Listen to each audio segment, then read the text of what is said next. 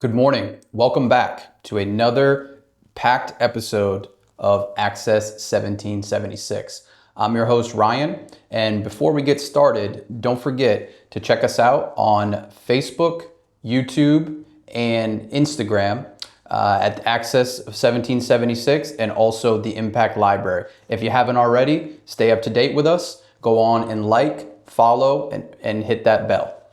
And also, we would love to see and hear any comments, questions that you guys have from the viewers as well. Now, let's get into today's theme of the episode. We got a lot of ground to cover. So we're going to talk about extreme wealth. We're going to talk about AI and the energy that's required to power it. We're going to talk about the economy, cost of living. We're going to talk about Jeff Bezos, Elon Musk, the extreme wealth that's happening for those two. We're going to talk about TPS, or temporary protected status, and how that's affecting over 1.2 million Haitian Americans across the country. And we're going to talk about what's going on at home, your home and my home, the squeeze that the average American is feeling at the gas pumps and at the grocery store on Main Street. So, just in opening, Elon Musk became the world's first trillionaire back in June. Now, AI, it's rapidly reshaping the world and our economy. Trump and the economy, his approval numbers just seem to keep going down and getting worse. Small businesses are really struggling as well, and we'll get into that. So this brings up an even bigger question of how can we have an unprecedented amount of wealth happening with a few individuals while we have technological advancements that we've never seen before, but the average American like yourself and myself, we're struggling to afford eggs and bread and gas. Now, back in June 12th of 2026, Elon Musk became the world's first trillionaire with a T. I'll pause there for a second to let that sink in. A trillionaire. Forbes estimated his net worth at approximately $1.1 trillion. The major catalyst behind that is not Tesla, although that did help. It's going to be SpaceX and the IPO.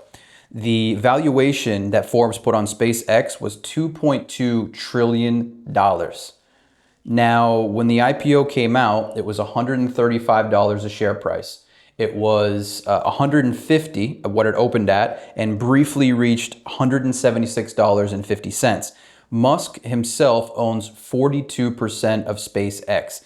That's approximately 4.8 billion SpaceX shares, equaling about $715 billion. Again, Tesla definitely helped here. If you bring in Tesla, that's 168 billion in shares and 116 billion just in stock options. The IPO for SpaceX added approximately $188 billion to Musk's net worth in a single day. Unprecedented numbers that we're talking about here. So some of the key things to take away from this and to expand a little bit more on that would be that Musk is a trillionaire, yes, but largely on paper. What that means is that primarily most of that wealth is concentrated in stocks that he's not going to be able to sell or touch for at least a year. SpaceX is also not profitable. They've reportedly been losing money, over $9 billion in losses in 2025 and 2026 alone, and we're only in August. While they're aggressively spending billions of dollars on AI and the infrastructure that's required behind that. So this also raises another broader question that what does extreme concentration of wealth really say about the economy here in America? So Musk and his AI empire that he's been building, I'm sure many of you are familiar with Musk's AI company, xAI. They've been releasing update after update at a rapid pace, almost one every single month. Grok 4.5 was released on July 9th, shortly after 4.6, and shortly after that, 4.7. Now, in a very typical Elon Musk power move, what he's done, so Tesla's workforce has 100,000 plus employees. He has ordered all of their employees to use Grok as their primary AI assistant. What is this doing? This has turned Tesla into a massive real world testing environment. They're getting data from millions of vehicles, factory robots, and then on top of that, Tesla is able to save millions of dollars in licensing fees. Again, quite the power move from Mr. Musk.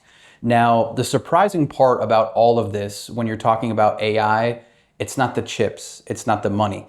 It's going to be the power, meaning the energy.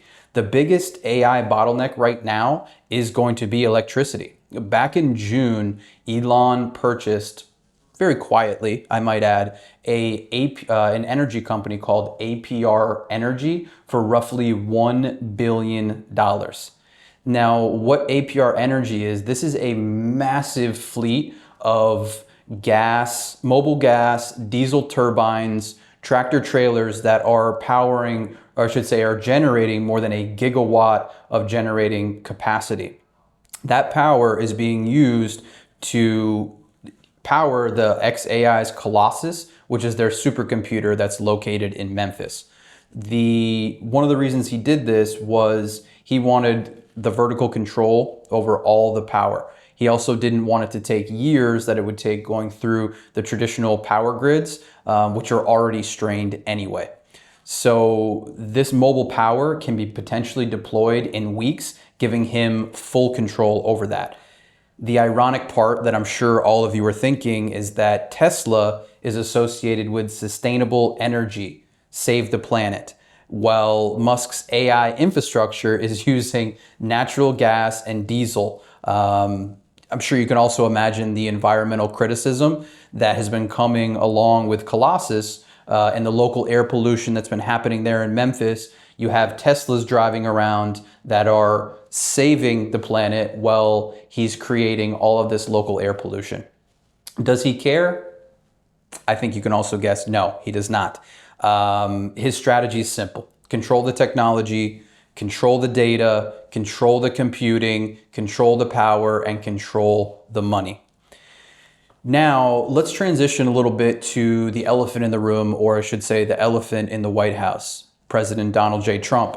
His approval numbers recently, CNN had a poll that they cited his approval numbers on the economy at only 30%, inflation at 25%, and gas prices at only 21%. I'm going to pause there for a moment because what that means is that only 1 in 5 Americans, they approve of how he's actually handling gas prices. Despite what the president wants to tell us about how good the economy actually is, the real numbers, the latest job report cited that 23,000 jobs have been lost. In the tech sector alone, just over the last 5 months, over 123,653 jobs have been lost. That's a 66% increase over last year. The numbers don't lie, depending on what he wants to tell us. An AP NORC poll recently cited that only 32% of Americans approve on how Trump is handling the economy as a whole. If you ask Trump himself, that's actually 10 points lower than his own expectation. Even the Republican-leaning independent voters that he's counting on to save seats here, they have reportedly been increasingly unhappy with what's going on with the economy. And they're even saying that he is becoming a potential political liability. The Republicans are saying this. So there's a lot going on there for sure. Now, as we look to how the bigger picture and how that affects you and I on Main Street and the cost of living here in our own homes. Back in 1995, the cost of a carton of eggs was only 91 cents. Now, if you adjust that for inflation, that would be $1.91. However, if you're going to your local supermarket in 2026, the average that we're seeing is $2.50. That's a 31% real increase on eggs alone. Bread back in 95 was 78 cents for a loaf of white bread. Adjusting that for inflation, you're looking at $1.64. But again, in 2026, at your local grocery store, $1.84. Groceries as a whole across the nation, the prices have been cited as being up 2.9%. At the gas pumps, back in 1995, $1.15 a gallon. Inflation adjusted, $2.46. However, you and I, we both know that at the pumps, it's averaging about $3.72%, which is the biggest increase across the board here that we've discussed, at a 51% real increase. The wages, the raises, there's no way that they could compete with these real increases that we're all feeling the squeeze on. Not to mention, even worse for my diesel truck drivers out there and diesel car owners, the cost of diesel is up 76%. Rough. So a big takeaway here is, well, you have these massive technology companies and billionaires that are operating at an unprecedented scale that we've never seen in history. The ordinary Americans like myself and yourself, they're still dealing with the cost of everyday necessities. Now, if we look at, we said we were going to talk about Elon Musk versus Jeff Bezos, the extreme wealth and kind of the gap that we're seeing between those two. Back in June, we mentioned that Elon Musk was valued at $1 trillion. Jeff Bezos, much less, but he's still doing okay at $248 billion. If you look at the wealth gap, that's approximately $852 billion between the two. Putting that into perspective, because those are numbers that, I don't know about you, but are kind of hard for me to wrap my head around. The median US household net worth is approximately $211,000. That means that the average American household is actually closer to Jeff Bezos' wealth than Jeff Bezos is to Elon Musk. Crazy stuff. Then everything changed and kind of fell off the rails a little bit in August. The SpaceX stock, it fell dramatically. Musk lost approximately $363 billion. That dropped his net worth down to a measly $690 billion. I still think he's going to be okay. But this was described as the largest monthly loss that's ever been recorded for an individual. Big time stuff. Now, Jeff Bezos, on the other hand, he had a great month in August. His Amazon shares, they rose 14%. Probably a lot has to do with my household and how many Amazon packages we get. So we definitely contributed to that, no doubt. But Jeff Bezos, he gained approximately $29 billion to his net worth, reaching approximately $278 billion to close out August. Even if we look at what happened with the fall of SpaceX and the stock prices, that puts, at $690 billion, Musk still remains more than twice as wealthy as Jeff Bezos. Big time stuff. Now, let's transition to really a story that I feel like has not been getting nearly the amount of attention that it should. What is TPS, or temporary protected status? Temporary protected status is something that's been affecting over 1.2 million Haitian Americans across the United States. Trump has been he's already canceled the TPS for 13 out of the 17 countries that had it before. And if he could have his way, he would try to cancel all of them, as we've been seeing. So temporary protected status. The Supreme Court, they ruled that, like I said, approximately 350,000 Haitians are going to lose that TPS. Now, if you look at the broader impact, that's approximately 1.3 million TPS holders across the entire country.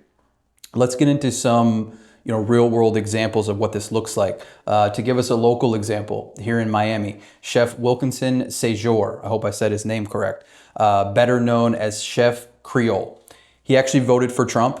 He was interviewed recently. He said that ending TPS could make his future in hospitality almost non-existent. This is a guy that's worked his entire life at building a business, contributing to the community, paying taxes, and now he's lost his entire management team from being deported. He expects that he's going to have to close at least 2 stores. People are really hurting in small businesses. The 2 major problems of what's happening, you can probably imagine, is that the lack of workers, like we mentioned, and the lack of customers, the 2 main things that are required to run any business. There is a heightened level of fear out there. ICE is everywhere. They're ramping up. Customers are scared. They're staying home in fear that they could be next, right? Businesses that are in Haitian neighborhoods have been particularly affected by this TPS and the canceling of it. Now, this is something pretty interesting to me, is that TPS holders reportedly contributed approximately $262 billion to the US economy since 2001. $262 billion is a lot of money. Haitian TPS holders, if we're talking in New York alone, more than $140 million annually they pay in state and local taxes. So these are not people that are taking jobs. They're creating jobs. They are contributing to the communities that they live in, and not to mention, they're paying taxes. So let me say that again for the people in the back. These are not people who are taking jobs. They're creating jobs. They're contributing to their communities, and they are paying millions of dollars in taxes. These TPS holders, let's be honest, they work in the restaurants, they work in the hotels, they work in the hospitals, the small businesses, the mom and pop shops that you and I visit almost every single day. Some of them are even business owners themselves, like we talked about. So truly, this is not simply an immigration story. This is not a labor story. It's not just a small business story. It's a tax revenue story, and ultimately an economic story. So as we look to close, we want to bring all 4 of these stories. How do they all fit together? Now, it's a story of extremes. We talked about Elon Musk, the extreme wealth. We talked about his net worth going from $1 trillion, the SpaceX stocks falling, dropping down to $690 billion. We're talking about how no one's going to stop him from his AI empire that he is continuously building using diesel and gas, fossil fuels, while he owns a sustainable energy company that's supposed to be saving the planet. The irony there is very interesting. The power infrastructure and really what it takes to power these supercomputers and this empire that he's building. We talked about Trump and the economy, the widespread economic dissatisfaction, the poll numbers sitting around 30% on his economic approval across the country, only 21% on gas prices, and only 21% on inflation. We also talked about Jeff Bezos, the extreme wealth gap, the competition of the billionaires that's going back and forth. We talked about the $248 billion, and now he's up to $278 billion in net worth. Still, Elon Musk is more than double as wealthy as him, even after what happened with SpaceX rather. We talked about Main Street, really the cost of living, eggs, bread, the gas station, the small business labor shortages, and how we're all feeling that squeeze at home. So the final message here, like I touched on before, this is going to be an episode about extremes. Extreme wealth, extreme technological power, extreme political dissatisfaction, and extreme pressure on ordinary Americans like us. So this has been another episode of Access 1776. As always, we're not here to tell you what to think. We're here to tell you what's happening. So we thank you for tuning in, and we'll see you next time, and God bless.